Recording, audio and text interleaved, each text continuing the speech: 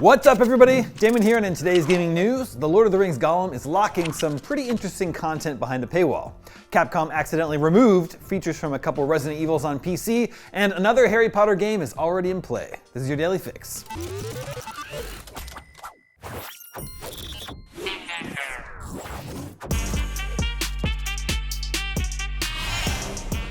The Lord of the Rings Gollum has had a bit of a rocky ride to its upcoming release. It was first announced way back in March of 2019. We got the first screenshots a year later, and fans were not super impressed with the look of the game. As gameplay details started to emerge, a lot of people were wondering why developer Daedalic thought Gollum was the right choice for the main character in a Lord of the Rings adventure. Well, eventually it was delayed into 2022, and IGN actually wrote a pretty negative preview after seeing the game in May of that year. Well, then it was delayed again, and was only just recently given another release date, May 25th, 2023.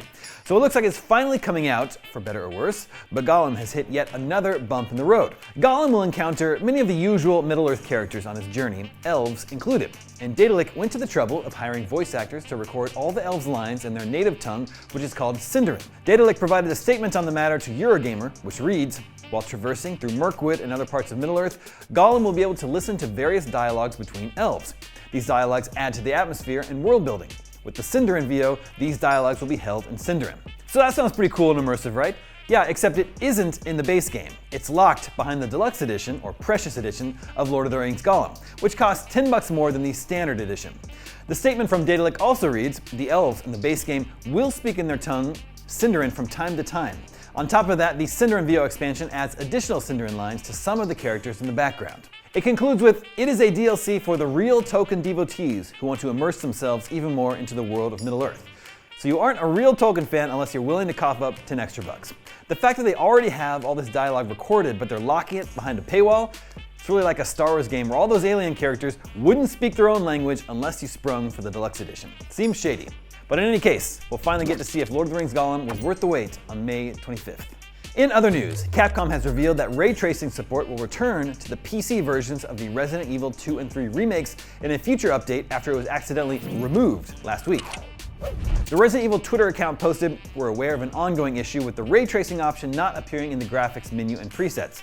We'll have this addressed in a future update and apologize for any inconvenience." The graphics options disappeared after an update for the games was released last week. The option to turn on 3D audio support had also vanished from the menus of both. Capcom was silent about the missing options over the weekend, making it unclear as to whether or not the features had been removed intentionally. This is one of the annoying quirks of modern gaming. Games can ship with bugs because the developer knows it can provide an update to fix them later, but even those updates can introduce more bugs. Hopefully this one is fixed soon for all you PC-playing Resident Evil fans. And finally today, Warner Bros. Games has announced a standalone Quidditch experience called Harry Potter Quidditch Champions, and playtest signups are now open. Quidditch Champions will allow players to partake in the Wizarding World's iconic sport and, quote, other broomstick adventures alongside friends in a competitive multiplayer setting. Note, playing the game requires a constant internet connection, so Warner Bros. Games is holding a limited playtest for people to try out the new Harry Potter title. During the playtest, you can either play the game by yourself or you can team up with friends and other people online. You'll also be able to create and customize your character to your liking. Quidditch Champions has apparently been in development for several years at Unbroken Studios, which is also lending a hand on Suicide Squad Kill the Justice League, which needs a lot of hands. Warner Bros. Games released the following statement about Quidditch Champions' connection to the Harry Potter franchise alongside Portkey Games, which is the publisher. While Portkey Games are not direct adaptations of the books and films, the games are firmly rooted in the magical universe of the Wizarding World. While remaining true to J.K. Rowling's original vision, Portkey Game developers chart new territory by creating fresh ways for fans to immerse themselves in the Wizarding World. You can sign up for the playtest on the official Quidditch Champions website if you wish to get a first look. The playtest will begin on April 21st. And that is your Daily Fix for Tuesday, April 18th. Heads up for tomorrow, Nintendo has announced a new Indie World showcase is happening and is set to feature around 20 minutes of reveals, updates, and trailers. The showcase, which is essentially a Nintendo Direct for indie games, will take place at 9 a.m. Pacific, so we should get some fun indie game announcements for Nintendo Switch tomorrow. Until then, I'm Damon Hadfield, and for all your gaming news, stay tuned to IGN.